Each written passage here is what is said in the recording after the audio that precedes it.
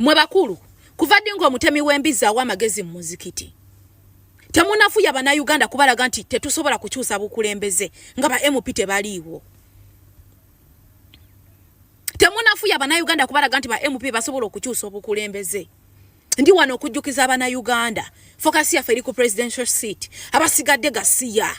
Ate nga kisobola okukyusa obukulembeze nze naawe amaanyi gali mu ngalo zaffe.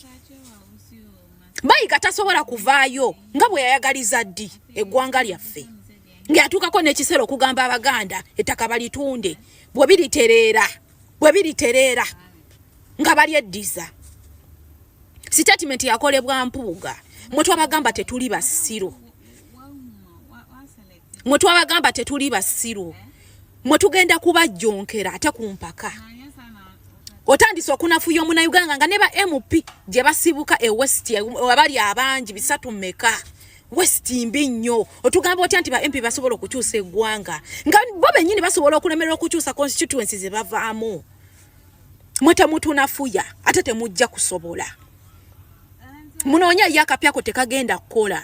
Mwe twabagambye amaanyi gali mufa abantu. Tewaliwe mugenda kuddamu kukwebasa munnayuganda nga mumulaga nti kino tekijja kukola. Focus yaffe eri ku presidential seat. Ebifo ebisigadde byonna gasiya.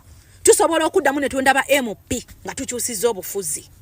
Kasita tuva mu presidential mu protest vote tusobola okuddamu ne tundaba MP. Focus yaffe eri presidential seat. Abasigadde gasiya. Abasigadde kasasiro temutunyumiza. Teri mubaka wa parliamenti. Akugamba nti agenda kujjako Museveni ng'ebisanja byonna bye baddengayo buli atugamba agendayo atuuka kuyisa ssente za kugula butambaala gasiya.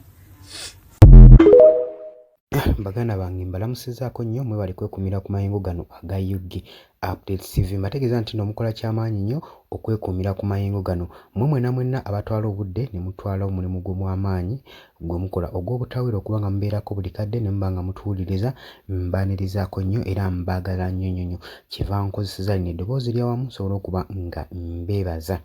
Baganda baffe abali e Qatar, Dubai, Oman, UK, abali mu US, abali e Canada, abali South Africa, abali e Kenya ku mulirwano, mwenna mbaanirizaako nnyo mwebale kwekumira ku mayengo gano. Nkimanyi temuvaako mubeerako nnyo nga mutuninze UG Update TV. Nagamba nti gwe agala otwegattako kirira wansi waliwo ekigambo subscribe kikooneko ojja kuba nga osobola bulungi nnyo otweyungako. Nkubiriza nti nno gwe oba omaze okusubscribinga kirira wansi waliwo akadde kakooneko kajja kuyambako okuleetera alerting message okubanga kakulaga oba waliwo obubaka bonna obuzzeewo bwe tutaddeko ojja kuba nga olatingibwa nga okitegeera bulungi nnyo nti waliwo information ezze gwe mukwano gwange ali eyo ampuliriza.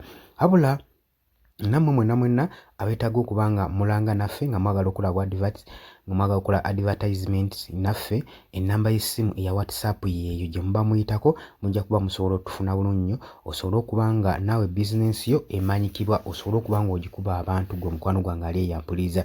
Ennamba eya WhatsApp gy'oba oyitako ocommunicating naffe tujja kuba nga tukuyambira ddala bulungi nnyo. Mbategeeza nti nno mbaagala nnyo mwebale kwekuumira ku UG Updates TV. Mbaagala nnyo mweraba.